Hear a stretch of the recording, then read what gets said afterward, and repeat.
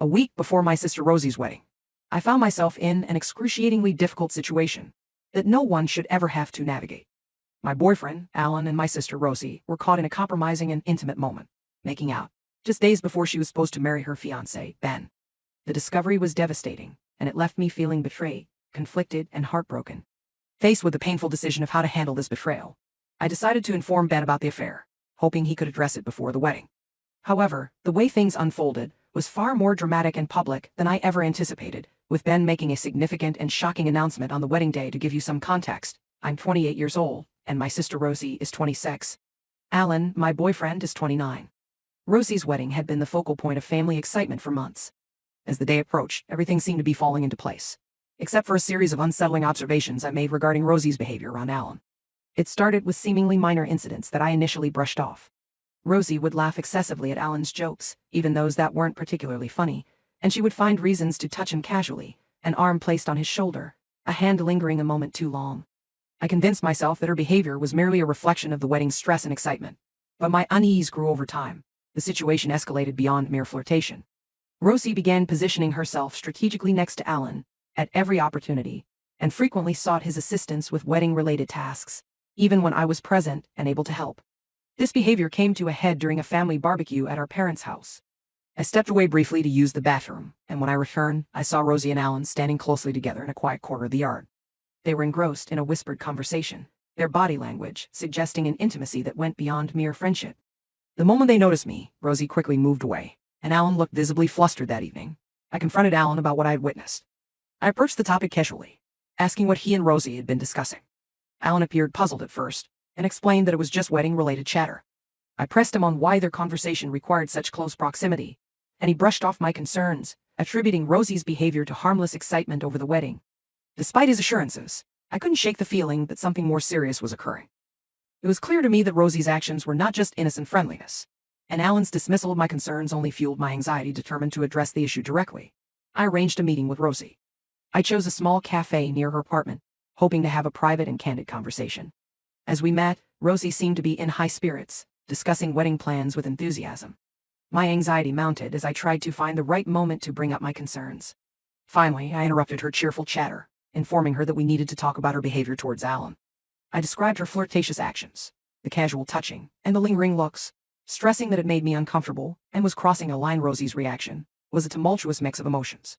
She initially appeared surprised and confused, but her demeanor quickly shifted to anger. She denied any flirtation, accusing me of being overly sensitive and insecure. Her dismissal of my concerns as paranoia stung deeply, and she argued that her behavior was merely friendly and appropriate, given the wedding context. Her abrupt and angry departure from the cafe left me feeling isolated and unsure if I had overstepped. When I returned home, Alan noticed my distress and inquired about my day. I recounted my conversation with Rosie and her hostile response. Alan's reaction was disheartening. He criticized my decision to confront Rosie, arguing that it was a mistake to address the issue so publicly and close to her wedding. He suggested that Rosie's behavior might not have been as flirtatious as I believed, and that my approach had only exacerbated the situation. Alan felt that I should have communicated my concerns with him more thoroughly before taking such drastic measures. This left me grappling with feelings of regret and confusion. Had I acted too hastily? Was there a better way to handle the situation? The fallout from my actions had turned what should have been a joyful occasion into a dramatic and painful ordeal. Ben's public announcement and Rosie's angry reaction only deepened the emotional turmoil. The entire experience has left me questioning my choices and seeking clarity.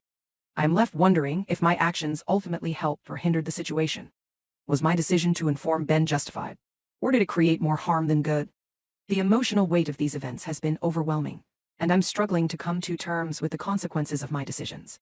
A week before my sister Rosie's wedding, I found myself in an incredibly painful and complex situation that nobody should ever have to face. My boyfriend, Alan, and my sister, Rosie, who were supposed to be close family and friends, were discovered in a deeply compromising and intimate situation, kissing passionately, just days before she was set to marry her fiancé, Ben. The gravity of what I had seen was overwhelming, and it left me feeling utterly betrayed and conflicted. Faced with the gut-wrenching decision of how to handle this betrayal, I decided to tell Ben about the affair, hoping that he could address it before the wedding.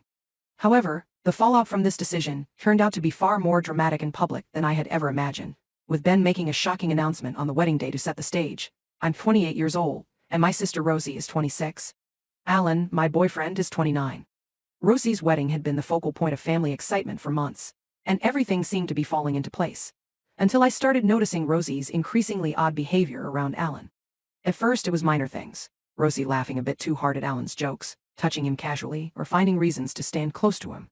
I initially dismissed these actions as nerves or excitement about the wedding. However, as time passed, Rosie's behavior grew more conspicuous. She constantly positioned herself next to Alan, sought his help with wedding details in a manner that seemed unnecessary, and showed excessive physical affection that felt unsettling. The situation escalated during a family barbecue at our parents' house. After briefly stepping away to use the bathroom, I returned to see Rosie and Alan engaged in a private, intimate conversation in a quiet corner of the yard. Their body language was suggestive of something more than a friendly chat, and when they noticed me, they quickly separated. The sight made me feel sick and confirmed my suspicions that something inappropriate was happening. I confronted Alan that night, expressing my concerns about Rosie's behavior. Despite his assurances that it was harmless and his insistence that I was overreacting, I couldn't shake the feeling that something more was going on. Determined to address the issue directly, I arranged a meeting with Rosie at a cafe near her apartment. When we met, she appeared cheerful and engrossed in wedding plans, oblivious to the seriousness of the conversation I was about to initiate. I told her that I had noticed her flirtatious behavior towards Alan and that it needed to stop. Rosie's reaction was a mix of surprise, confusion, and then outright anger. She denied any wrongdoing, accused me of being paranoid and insecure, and abruptly left the cafe in a huff. Her response left me feeling isolated and doubting my own judgment. Returning home, Alan noticed my distress and questioned what had happened. I recounted the conversation with Rosie, and his reaction was not what I had hoped for. He criticized my approach, saying it was too public and that I might have overreacted. This only deepened my frustration and sense of betrayal. We argued, and eventually he went to bed, leaving me alone with my thoughts. The days leading up to the wedding were filled with tension and anxiety. Rosie was no longer speaking to me, and my parents, who were perplexed by her distress, called to question why she was so upset. Despite my attempts to explain, I could tell they thought I was overreacting. The upcoming wedding now felt like a source of unbearable discomfort. Alan insisted that we both attend the wedding to demonstrate that there were no hard feelings, but the thought of witnessing Rosie walk down the aisle while she was so upset with me was overwhelming. I tried calling Rosie multiple times, leaving voicemails pleading for her to talk, but she didn't respond. I even went to her apartment, but she refused to open the door. As the wedding approached, my anxiety grew, culminating in a nightmare where I imagined everyone at the wedding turning to stare at me, whispering and pointing.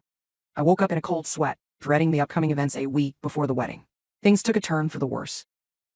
Rosie had informed our mother about my accusations, and my mother was furious. She called me, yelling about how selfish and paranoid I was, especially so close to Rosie's wedding. She demanded that I apologize to Rosie immediately and fix the mess I had supposedly created. The tension in our family was unbearable. Rosie continued to ignore me, and now my parents were also upset. Alan's insistence that I was overreacting only made me feel more isolated and frustrated. One day, as I tried to smooth things over by visiting my parents, I overheard muffled voices from the garden. I walked around to investigate and was shocked to find Rosie and Alan in a passionate embrace behind a large shrub. They were kissing deeply, and Alan's hand was under Rosie's shirt while she had her legs wrapped around him. The sight was like a punch to the gut. I stood frozen, unable to process what I was seeing, until the full realization of their betrayal hit me. I screamed at them, demanding to know what was going on. They looked guilty and startled, with Rosie's face turning pale and Alan stammering that it wasn't what it seemed. Tears streamed down my face as I choked out my disbelief. I couldn't bear their excuses and fled to my car, ignoring their desperate calls for me to come back. Once home, I packed a bag with essentials, sent Alan a text saying we were done, and turned off my phone. I drove to a hotel in a nearby city, feeling numb and disoriented. The wedding was only days away, and I knew there was no way I could attend. My relationship was over, and my connection with Rosie seemed irreparably damaged. I felt as though my entire world had been turned upside down.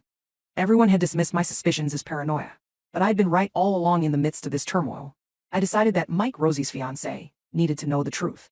Despite my emotional exhaustion, I called him and explained everything. My initial suspicions, the dismissals from others, and finally, the disturbing scene I had witnessed. Mike listened quietly, his response controlled and calm. He thanked me for telling him and said he needed time to process the information. After hanging up, I sat in silence, wondering what his next steps would be as the wedding day approached. I heard nothing from Mike or my family. Rosie had stopped trying to contact me, and I feared that she might have convinced Mike to forgive her. The thought of her possibly getting away with this betrayal, while my life lay in ruins, was disheartening. I chose not to attend the wedding, deciding instead to spend the day alone, focusing on how to rebuild my life. That evening, I received a call from my cousin Emma. Her voice was filled with excitement and shock. She told me that during the wedding ceremony, Mike had stepped forward to make an announcement. He declared that he couldn't marry someone who would betray her own sister and ruin her life by engaging with her boyfriend. Rosie had gone pale, and Mike had turned to my parents, revealing the real reason behind Rosie's recent distress. Emma described the scene as chaotic, with Rosie sobbing at the altar and my parents looking stunned and confused. Mike walked out of the church, leaving Rosie in a state of devastation. I sat there, absorbing the news, feeling a mix of vindication and sadness. The truth had been revealed, but it had come at a tremendous cost. My relationships were shattered, my family was in turmoil, and I felt the weight of everything falling apart. While there was a small sense of relief that the truth was finally out, I was left with the challenge of healing and rebuilding trust. For now, I'm taking it one day at a time, facing the reality of this situation and the long road ahead. The experience has taught me the importance of trusting my instincts and standing up for myself, even when others doubt me. Thank you to those who have supported me through this incredibly difficult time.